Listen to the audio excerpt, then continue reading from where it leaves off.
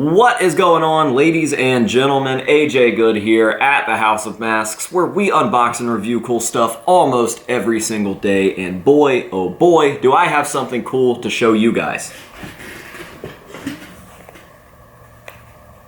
Just kidding, I said something cool, not something non-existent, and let me tell you, today's piece definitely exists. But first, some of you guys may remember that a few days ago I put out a little video about,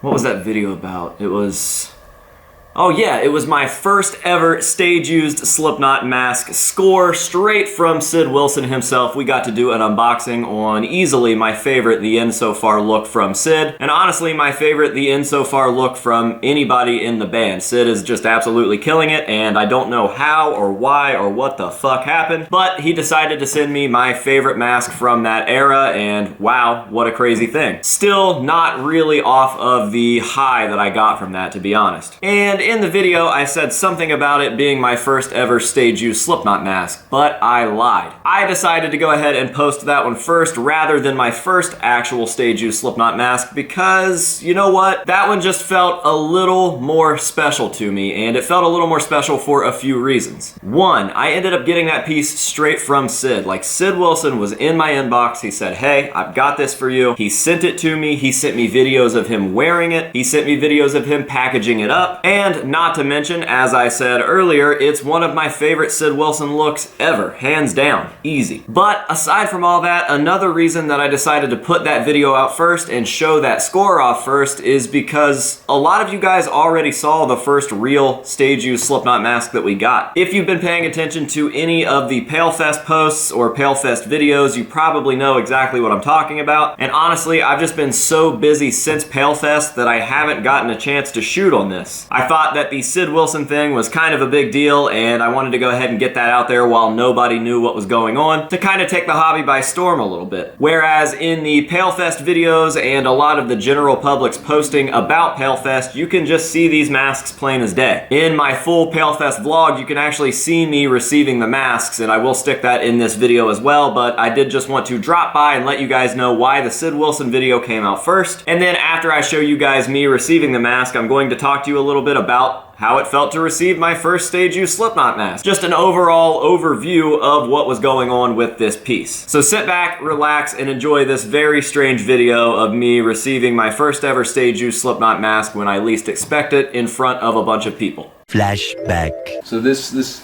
obviously I was just the mule for this. Yeah. What a weird thing too. Yeah, it's like a big weird fucking drug deal.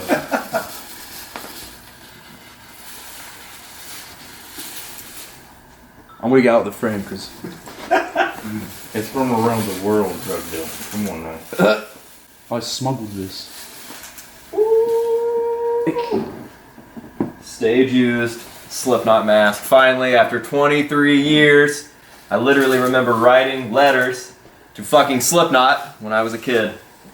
And now we finally have one in the collection. And now I can kill myself. Let's go. Here it is, man. Fucking crazy. Yeah. He hit me up, was like, would you mind transporting these? I was like, Well, put it on. yeah, that's like, How big it is on you. It's gonna be huge.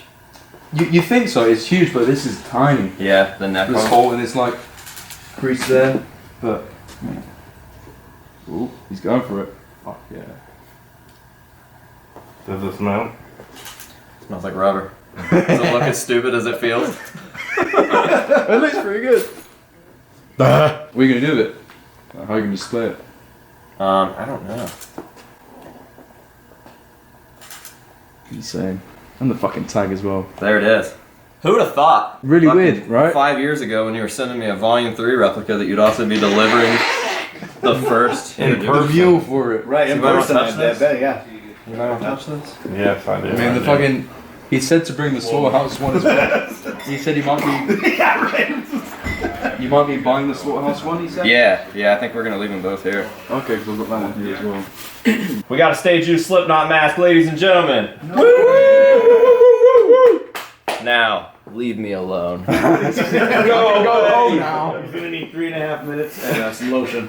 Yeah, hey, bathroom's occupied. Right. End of flashback. Alright, so that may seem a little lackluster to you guys, and honestly it was kind of the same for me. I had been busting my ass doing all sorts of stuff all over the place that Friday because it was the Friday before PaleFest. So not only were we trying to get everything set up, I was meeting with a bunch of people that I had never met before, trying to get them accommodated. We had different guests such as Sleazy and Ed Edmonds checking in, and we had to go take care of their hotels and stuff. It was just a very, very busy evening, and I ended up coming back from dinner with Ed and Marsha from Distortions, and Lonnie was just here. He just was here. And that's not a bad thing. We were obviously expecting Lonnie, but Lonnie was the mule, and he was the one that had the stage-used piece for me. And honestly, I didn't expect to come back to him just being here. So somebody, thankfully, I think John Plonsky, grabbed my camera and started recording. We did the handoff, I did the unveiling, and I put the mask on, and it was amazing. Trust me, it was awesome. But it wasn't exactly how I expected my first stage-used Slipknot mask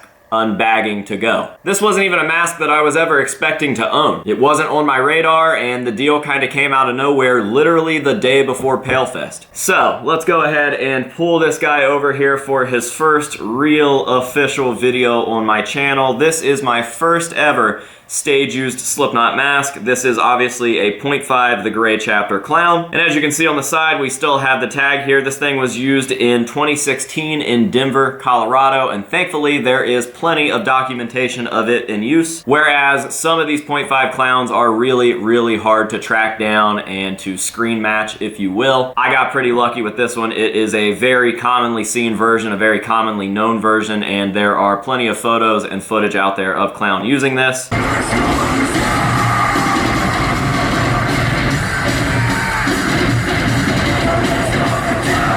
And even though it was a one-time use thing, like all of his 0.5 clowns, stage used is stage used, baby, and I got a damn good deal on this thing, so I'm not complaining at all. I also have a pretty soft spot in my heart for the Gray Chapter and for this mask in particular, and by this mask I mean the whole concept with these 0.5 The Gray Chapter clown masks, where Clown was doing a new mask every single night. I think that that is a pretty cool concept, where he is taking the same base mask and decorating it differently for every single show. I really, really like that. The fight, the fuck, the hate, the love, it all goes into the making of a mask.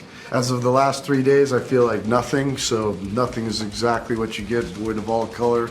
Might as well be fucking space, because that's pretty much where I feel I'm at right now. 22 years in the making, all came down to that one moment where I walked back into my building and my friend Lonnie from the UK was just standing there with this mask in a plastic bag. Again, not super ideal, but it is what it is. We ended up getting to make up for that a few days later when Sid Wilson sent me a mask. Regardless, I still love this thing, man. It is obviously going to be in my collection forever, and it's really a pretty cool mask. Clown had a shitload of these, and not all of them were makes. A lot of misses, and I don't think that this one is a miss. It is far less clowny than a lot of the copies that he did, which I find to be cool because I'm way more into the messy kind of tribal-esque, what the fuck am I looking at type paint jobs. And we still do get to keep it a little bit clowny with this hair on the back here, and it's honestly got a lot of character. Like, there's still broken rubber bands from some of the braids in the hair. The hair is super, super crudely stitched on into the mask, and I really dig the paint job. Also, this thing is super, super thin, but super, super small. I have no idea how Clown got his noggin into those, and I can't imagine that they were super comfortable. Seriously, over the moon about this thing, and I never really thought that I would be at a point in my career or with this channel or with my collection where I actually have so much content to put out that I have to wait days and days and days, almost 2 weeks from the day that I got this, to make a legit actual video on my first ever stage-used Slipknot piece. But that is exactly what happened. So here it is. This is his proper introduction. I need to give a giant thank you to you guys because I would not be here without you, and I definitely appreciate the fact that you guys have literally made all of my dreams possible. Like, I set the dreams and I worked really hard for them, but without you guys in my corner, there's just no chance. Realistically, literally not a single shot that I could do anything without you guys supporting me, watching my videos, buying my merch, coming to the events, just being in my corner fully, and I really, really appreciate it. Because of that appreciation, this guy hit the internet a little underwhelmingly, and I had him on display at PaleFest for everybody to see. Lots of people took photos of it, and again, the unboxing video was in my PaleFest vlog, but I wouldn't have it any other way because like I said, without you guys, I am nothing, and this is yours. This is your mask, and I wanted you guys to all see it and feel it and love it at PaleFest, and I think that it happened exactly the way it was supposed to. So, my first ever stage-used Slipknot mask, despite how I kind of led everybody to believe that the Sid Wilson one was. If you guys are paying attention, you would know that that wasn't the case. I was just picking and choosing my own timelines because, damn it, I waited 22 years for this moment. I make the rules now. Hey! Look at me, sure. Look at me, sure. I'm the captain now. So with all that being said, obviously I'm going to leave you guys with some nice up-close shots of this thing to let you guys see all of the beautiful, beautiful detail. I am currently working on tracking down the perfect glass display for this thing, and once we get it in a glass display and everything's put up nice and neat, I do plan on doing a giant, giant full Slipknot mask collection update video, and man, there's just a lot of stuff that you guys still haven't seen from PaleFest, and the videos are coming, I promise, but we've just got so much content to go through, and that is not a bad problem to have, not for me or for you. This guy was just one mask out of a 2-mask deal, and the other mask is a pretty special mask as well, so I've got a video coming on that, and I've also got a really special Corey Taylor mask for you guys to look at. And if you guys watched my full PaleFest gifts video, you saw a little bit of what that was, and if you don't know what I'm talking about, go watch that video. I got a shitload of gifts. It's like a fucking 50-minute video. Regardless, let's go ahead and end this video with some nice up-close shots of this thing and get on out of here. Until next time, this has been AJ Good here at the House of Masks, telling you to say no to drugs and alcohol, and yes to stage-used goodness. And we'll see you guys in the next one.